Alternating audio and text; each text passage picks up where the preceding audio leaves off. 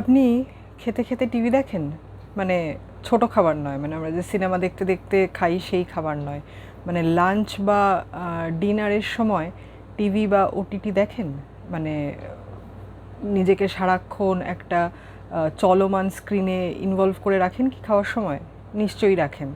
আমি তো রাখি, মাঝে মাঝেই রাখি। মানে রাখতাম, দুদিন আগে অবধিও রাখতাম, এবং এমনও হয়েছে যে লাঞ্চে যখন দেখেছি কেউ এরকমভাবে মোবাইলে ইনভলভড, তাকে যখন উপযাজক হয়ে উপদেশ দিতে গেছি, সে বেশ কষে বাক্যবাণ শুনিয়েছে। আমিও দেখতাম, আমিও দুপুরে খাওয়ার সময় মোবাইল বা রাতে খাওয়ার সময় টিভিতে খেলা খাওয়ার সময় দেখতাম ঠিকই, কিন্তু এই সামান্য কয়েকদিন আগে, আগের সপ্তাহেই একটা বিষয় জানতে পেরেছি। এই যে দিনের পর দিন আমরা খাওয়ার সময় টিভি চালাই, ওটিটি দেখি, ভীষণ উত্তেজক জিনিসপত্র অনেক সময় দেখি, সেটা কার্টুন হতে পারে, সেটা সিনেমা হতে পারে, যেখানে প্রচণ্ডভাবে আমাদের অ্যাড্রিনালিন রাশ হয়, সেরকম অনেক কিছু জিনিস আমরা ভারী খাবার, মানে আমি কিন্তু ওই চিপস বা কোল্ড ড্রিঙ্কস খাওয়ার কথা বলছি না, আমি বলছি যে যখন আমরা লাঞ্চ বা ডিনার করি, মানে একটা লামসাম অ্যামাউন্ট খাবার আমরা খাই, তখন যখন আমরা এই চলমান স্ক্রিনের দিকে তাকিয়ে থাকি, নিজের অজান্তেই আমাদের শরীরের বিভিন্ন অঙ্গ প্রত্যঙ্গ এবং সিস্টেমে বেশ বড়সড় ক্ষতি হয়ে যাচ্ছে।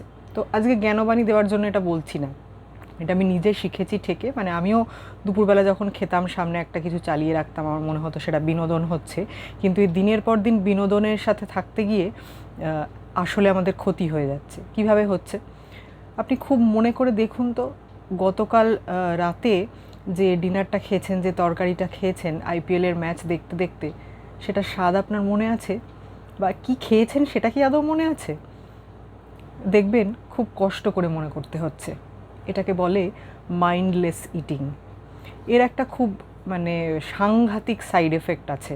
সেটা হচ্ছে, আমরা যখনই ইনভলভ হয়ে অন্য কিছু দেখতে দেখতে খাই, মানে বড় জিনিস খাই আর কি, একটা মিল করি, তখন যেটা হয় সেটা হচ্ছে যে আমাদের মাইন্ড ওভার এনগেজ থাকে অন্যদিকে। এর ফলে যেটা হয়, আমাদের একটা স্যাটিসফ্যাকশন হরমোন আছে ডোপামিন, সেটা আর ক্ষরণ হয় না।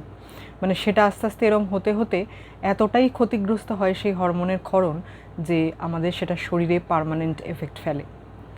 আরও একটা জিনিস, সেটা হচ্ছে যখন আমরা এইটা দেখতে দেখতে খাই, তখন যেটা হয় আমাদের সিম্প্যাথেটিক নার্ভাস সিস্টেম অ্যাক্টিভেটেড হয়ে যায়। মানে আমাদের তো তখন একটা মানে প্রচণ্ডভাবে এনগেজমেন্ট অন্যদিকে, আমরা অন্য কিছু ভাবতে পারছি না, আমরা খাবারের স্বাদও নিতে পারছি না, মানে খাচ্ছি কিন্তু বুঝতে পারছি না যে কী খাচ্ছি। তো সেইটা যখন হয়, তখন আমাদের ডাইজেস্টিভ সিস্টেমে ব্লাড ফ্লো কমে যায়, এবং সেখানকার যে আমাদের ডাইজেশন করার জন্য যেসব জিনিসপত্র সেখানে দরকার, সেগুলো আর সঠিক মাত্রায় সেখানে বেরোয় না। এর ফলে ব্লোটিং হয়, গ্যাস হয়, এবং খাবার হজম হয় না। তাহলে বুঝতে পারছেন, দিনের পর দিন যখন আমরা এই টিভি দেখতে দেখতে খাই, বা ভীষণ একটা উত্তেজনাপূর্ণ ওটিটি দেখতে দেখতে, মানে সিরিজ দেখতে দেখতে এই জিনিস করছি, ওটিটি প্ল্যাটফর্মে খাচ্ছি, তখন কিন্তু আদৌ যে খাবার খাচ্ছি সেটা আমার কোনোভাবেই হজম হচ্ছে না, এবং আমি পরে কিন্তু সেই খাবারের স্বাদ কিছুতেই আর মনে করতে পারছি না। তাহলে উপায়? আমি একটা ছোট্ট এখানে নিজের সাথে সমঝোতা করেছি। সেটা হচ্ছে যে আমি টিভি দেখব, তার আগে আমি খাওয়াটা শেষ করে নেব। যতক্ষণ সময় লাগুক, আমি এমনিতেই একটু তাড়াতাড়ি খাই। তো আমার যদি কোনো, ধরুন আমার 9টা থেকে একটা প্রোগ্রাম দেখার আছে, বা আমার মনে হচ্ছে যে 10:30 থেকে 11টা আমি একটু খেলা দেখব, আমি তার আগে খাবারটা শেষ করে নেব। শেষ করে নিয়ে ভালো করে স্বাদ নিয়ে খেয়ে তারপর আমি বসে শুধু টিভিটাই দেখবো। এবং সবসময় মনে রাখবেন, এই যে মাল্টিটাস্কিং আমরা করে খুব নিজেদের গর্ববোধ করি যে আমি মাল্টিটাস্কার, আমি টিভি দেখতে দেখতে অঙ্ক করতে পারি, আমি গান শুনতে শুনতে অঙ্ক করতে পারি, এগুলো কিন্তু আদৌ কোনো কৃতিত্ব নয়। এগুলোতে আমরা যে এই যে চাপ সৃষ্টি করি আমাদের বিভিন্ন সিস্টেমের ওপর, সেটা মাথার ওপর হোক, শরীরের ওপর হোক, এতে সুদূর প্রসারী ক্ষতি হয়। জ্ঞানবাণী দান করলাম, আমি এই জ্ঞানবাণী দান করতে গিয়ে বহুবার মানে আঘাত পেয়েছি, অনেক লোক অনেক কথা শুনিয়েছে, কি দরকার, তার তো কিছু ক্ষতি হচ্ছে না। কিন্তু মনে রাখবেন, এবং যেটা আমি বললাম, আপনি কাল রাতে কিন্তু আইপিএল দেখতে দেখতে কী তরকারি খেয়েছেন মনে করতে পারবেন না। দুপুরে যদি আপনি সিরিজ দেখতে দেখতে অফিসের একটা ডিম ভাত খেয়ে থাকেন, সেটা আপনি মনে করতে পারবেন না। আপনি মাছ খেয়েছেন না ডিম খেয়েছেন আপনি মনে করতে পারবেন না। এটা সম্ভবই না, কারণ আমাদের তখন মাইন্ড অন্যদিকে এনগেজ, আমরা আদৌ তখন খাবার দিকে মন দিয়ে নেই, যে কারণে আমরা খাবারের স্বাদ মনে করতে পারবো না। আমাদের ডাইজেস্টিভ সিস্টেম আস্তে আস্তে পুরো ভেঙে পড়বে, মানে এরপর দেখবেন খেলেই গ্যাস হচ্ছে। তো আর সবথেকে যেটা বিজ্ঞান বলে সেটা হচ্ছে আমাদের সমস্ত অঙ্গ প্রত্যঙ্গ সমস্ত সিস্টেম কিন্তু মস্তিষ্ক দ্বারা পরিচালিত হয়, মানে মাথার কাছে মাথা সিগন্যাল পাঠায়, মাথার কাছে সমস্ত জিনিসপত্র থাকে, সে নানা জিনিসের সিগন্যাল বিভিন্ন অঙ্গ প্রত্যঙ্গে পাঠায়। তো আমাদের মাইন্ডই যদি অন্যদিকে এনগেজ থাকে কোনো একটা কিছু করার সময়, তাহলে অ্যাকচুয়াল যে কাজটা করতে করতে আমরা এগোচ্ছি সেই দিকে কিন্তু কাজটা হয় না, কারণ আমাদের মাথা একসাথে একের বেশি কাজে কিন্তু কনসেন্ট্রেট করতে পারে না। যতই আমরা বলি না কেন যে আমি এটা করতে করতে ওটা করছি, সেটা কিন্তু আদৌ হয় না।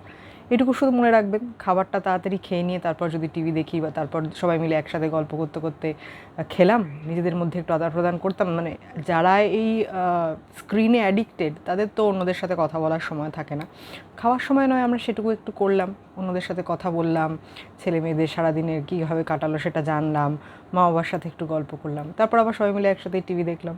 তাহলে দেখবেন খাবারের স্বাদটাও মনে থাকবে, টিভিতে কি দেখলেন সেটাও ভালো করে মনে থাকবে। আজকে মেধার চ্যাটবক্সে এই পর্যন্তই।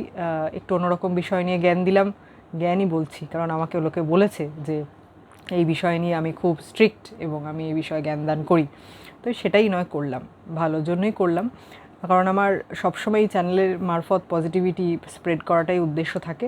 তো সেরকমই একটা বিষয় নিয়ে আজকে একটু আলোচনা করলাম। আজকে মেধার চ্যাটবক্সে এই পর্যন্তই, আবার পরের পর্বে ফিরে আসবো নতুন কোনো বিষয় নিয়ে। সঙ্গে থাকবেন। নমস্কার।